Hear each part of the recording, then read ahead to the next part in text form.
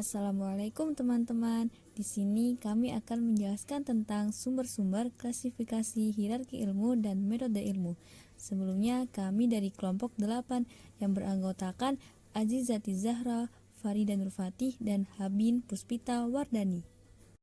Sumber-sumber ilmu. Yang pertama tuh ada alam semesta.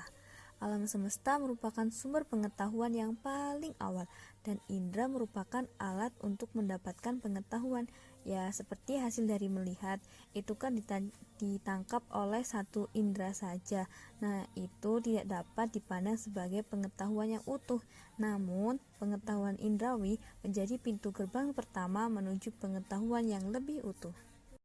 Oke, yang kedua tuh ada akal. Ini masih berhubungan dengan indera, karena indera itu membantunya. Maksudnya, indera hanya merekam realita yang berkaitan dengannya. Namun, yang menyimpan dan mengolah adalah akal. Yang terakhir adalah hati. Para filosof meletakkan akal dan indera-indera sebagai alat untuk mengenal alam dunia, sementara alam-alam lain yang bersifat metafisik hanya dapat ditangkap dengan cara intuisi. Walaupun pengetahuan rasional itu melahirkan bentuk-bentuk keyakinan tertentu, namun sangatlah terbatas, sedangkan keyakinan dan makrifat yang dihadirkan oleh intuisi dan hati jauh lebih mendalam. Tetapi pada dasarnya semua sumber ilmu pengetahuan ini adalah satu kesatuan yang saling berhubungan untuk memperoleh sesuatu pengetahuan yang lebih jelas. Klasifikasi hierarki ilmu.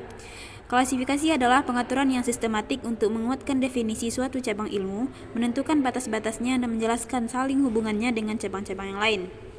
Munculnya suatu cabang ilmu baru itu terjadi karena beberapa faktor. Bert Hazlitt menyebutkan ada 3 syarat dalam pembentukan suatu disiplin khusus yang baru dalam bidang ilmu manapun, yaitu yang pertama ada eksistensi.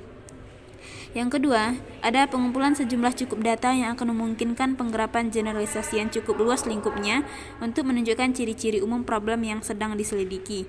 Yang ketiga, ada pencapaian pengakuan resmi atau institusional terhadap disiplin ilmu baru itu. Nah, bagaimana sih klasifikasi ilmu menurut para ahli? Yang pertama ada menurut Thomas Kuhn. Thomas Kuhn mengklasifikasikan ilmu sebagai berikut. Yang pertama ada sains yang normal, yakni riset dengan teguh berdasarkan atas satu atau lebih dalam pencapaian ilmiah. Pencapaian oleh masyarakat ilmiah tertentu pada suatu ketika dinyatakan sebagai pemberi fondasi bagi praktik selanjutnya. Ilmu yang sudah matang dikuasai oleh suatu paradigma tunggal. Paradigma menetapkan standar-standar pekerjaan yang sah di dalam lingkungan yang dikuasai ilmu itu. Selanjutnya ada yang kedua, yaitu anomali. Terjadinya anomali karena mengingat penemuan baru, kemudian penciptaan teori-teori baru. Perbedaan antara penemuan dan penciptaan bagaimanapun akan segera terbukti secara signifikan. Penemuan bukanlah peristiwa yang baru, melainkan kejadian yang diperluas dengan struktur yang berulang secara teratur. Selanjutnya ada yaitu yang ketiga, krisis merupakan prakondisi yang perlu dan penting bagi munculnya teori-teori baru. Kan mengemukakan bahwa bila ilmuwan dihadapkan pada sebuah krisis, yang pertama, memperhatikan apa yang tidak pernah dilakukan oleh para ilmuwan yang dihadapkan kepada anomali yang berkepanjangan dan parah sekalipun. Meskipun mereka mulai kehilangan kepercayaan dan kemudian mempertimbangkan alternatif-alternatif lain. Pada masa krisis, menumpukan anomali menimbulkan krisis kepercayaan dari para ilmuwan terhadap paradigma. Paradigma mulai diperiksa dan dipertanyakan. Para ilmuwan mulai keluar dari jalur ilmu normal. Namun, jika ditemukan sebuah pemecahan yang lebih memuaskan oleh para ilmuwan yang dapat menyelesaikan keadaan krisisnya dengan menyusun suatu paradigma, maka terjadilah revolusi sains. Nah, yang keempat itu ada revolusi sains. Revolusi sains dianggap sebagai episode perkembangan non-kumulatif yang di dalamnya paradigma lama diganti seluruhnya atau sebagainya oleh paradigma yang baru dan bertentangan. Hal ini mendasar pada paradigma baru. Hal yang mendasar pada paradigma baru disebut dengan revolusi sains. Nah, seperti itulah revolusi sains. Yang selanjutnya ada ilmuwan Auguste Comte, itu menyebutkan atau mengklasifikasikan ilmu sebagai berikut. Yang pertama ada ilmu pasti atau disebut juga ilmu matematika, yang mana merupakan ilmu matematika merupakan dasar bagi semua ilmu pengetahuan karena sifatnya tetap, abstrak, dan pasti.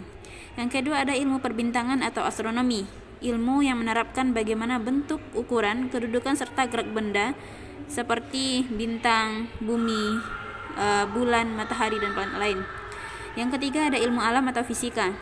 Ilmu alam merupakan ilmu yang lebih tinggi dari ilmu perbintangan, pemahaman gejala-gejala fisika dan hukum fisika.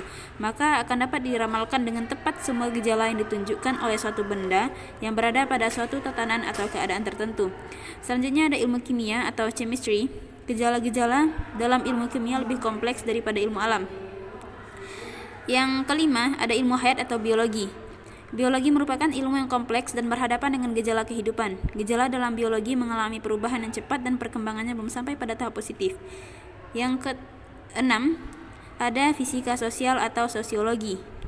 Sosiologi merupakan urutan tertinggi dalam penggolongan ilmu karena berhadapan dengan gejala yang paling kompleks, konkret dan khusus, yaitu berkaitan dengan kehidupan umat manusia di bumi. Selanjutnya, hierarki ilmu dalam berbagai perspektif. Hierarki itu berasal dari kata hierarkia Yunani, yakni pemimpin ritus suci, imam agung. Yang mana hierarki adalah suatu susunan keadaan, baik objek, nama, nilai, kategori, dan sebagainya, di mana hal-hal tersebut dikemukakan sebagai berada di atas, bawah, atau pada tingkat yang sama dengan yang lainnya. Secara abstrak, sebuah hierarki adalah sebuah kumpulan yang disusun. Hierarki ilmu merupakan urutan atau tingkatan dari ilmu. Secara umum, ada 3 basis yang sangat mendasar dalam menyusun secara hierarkis ilmu-ilmu metodologis, ontologisme, dan etis. Struktur dalam hierarki ilmu itu ada beberapa macam, mulai dari jenjang rendah hingga jenjang yang tinggi. Istilah ini disebut dengan taksonomi Bloom. Bloom adalah struktur hierarki yang mengidentifikasi keterampilan berpikir mulai dari jenjang rendah hingga jenjang yang tinggi. Taksonomi Bloom pertama kali diterbitkan pada tahun 1956 oleh seorang psikolog pendidikan yaitu Benjamin Bloom. Ada 6 langkah taksonomi Bloom. Yang pertama yaitu ada knowledge atau pengetahuan, yang kedua ada comprehension, pemahaman atau persepsi, yang ketiga ada application, penerapan, yang keempat ada analisis, penguraian atau penjabaran, yang kelima ada sintesis, pemanduan, yang keenam ada evaluation atau penilaian. Metode memperoleh ilmu pengetahuan. Dapat disimpulkan bahwa untuk menemukan sesuatu yang bernama ilmu pengetahuan, maka tujuan dari ilmu pengetahuan harus ditentukan terlebih dahulu dengan menggunakan berbagai metode dalam memperolehnya. Metode yang telah ditentukan untuk menemukan kebenaran ilmu pengetahuan secara filosofis terdiri dari 4 macam, yaitu yang pertama adalah metode empirik. Metode empirik pengetahuan yang didapatkan melalui pengalaman indrawi dan akal mengolah bahan-bahan yang diperoleh dari pengalaman dengan metode induksi. Metode ini memberikan pengertian bahwa konsep yang kita anggap telah benar sesungguhnya bersumber dari pengalaman dengan objek yang ditangkap oleh panca indera, khususnya yang bersifat spontan dan langsung. Sehingga dalam metode ini, panca indera memiliki peran yang sangat penting. Yang kedua adalah metode rasional. Metode menjelaskan hubungan-hubungan rasional yang memberi penjelasan ilmiah ciri khas, keterpahaman yang khas. Pengguna rasio dalam memperoleh pengetahuan menjadi sandaran metode ini dinamakan akal atau rasio yang memenuhi syarat yang dituntut oleh sifat umum dan yang perlu mutlak, yaitu syarat yang digunakan dalam seluruh metode ilmiah. Jadi, pengetahuan hanya dapat ditemukan dengan bantuan akal budi atau rasio. Penjelasan ini memberikan gambaran bahwa kemampuan akal budi atau rasio manusialah yang dapat digunakan untuk menarik kesimpulan dari prinsip-prinsip umum tertentu dalam benak. Yang ketiga adalah metode kontemplatif. Metode ini memandang bahwa metode empiris dan rasional memiliki keterbatasan, sehingga pengetahuan yang dihasilkan pun berbeda dan masing-masing bersifat temporal.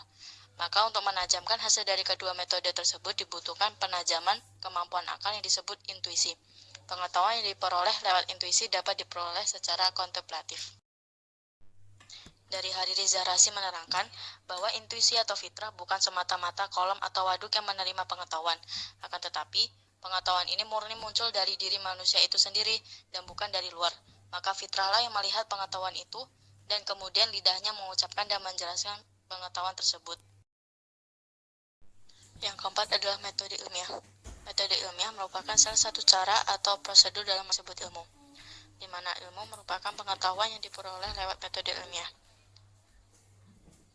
Dalam hal ini, metode ilmiah mencoba menggabungkan metode deduktif atau rasional dan induktif empiris dalam membangun pengetahuan. Penggabungan antara metode rasional dan empiris dilakukan dengan menggunakan langkah-langkah yang operasional, yang disebut metode ilmiah, di mana dalam metode ini, rasionalitas menyusun pengetahuannya secara konsisten dan kumulatif, sedangkan empiris memisahkan antara fakta yang sesuai dengan yang tidak. Berdasarkan uraian-uraian di atas, maka dapat dinyatakan bahwa metode dalam memperoleh ilmu pengetahuan secara ilmiah harus melalui prosedur-prosedur khusus. Adapun kata kunci dari prosedur-prosedur khusus tersebut adalah A. Logis, B. Empirik, C. Kejelasan teori atau epistemik, D. adalah operasional dan spesifik, E. adalah hipotetik, F. adalah verifikasi, G. adalah sistematik, H. adalah memperhatikan validitas dan realitas, I adalah objektif, J adalah skeptik, K adalah kritis, I adalah analitik, dan L kontemplatif. Dengan menjalankan prosedur khusus ini, maka tujuan untuk sampai kepada the truth knowledge, kebenaran ilmu, dapat dipertanggungjawabkan secara filosofis dan ilmiah. Sekian penjelasan dari kami. Mohon maaf apabila ada salah kata. Terima kasih. Wassalamualaikum warahmatullahi wabarakatuh.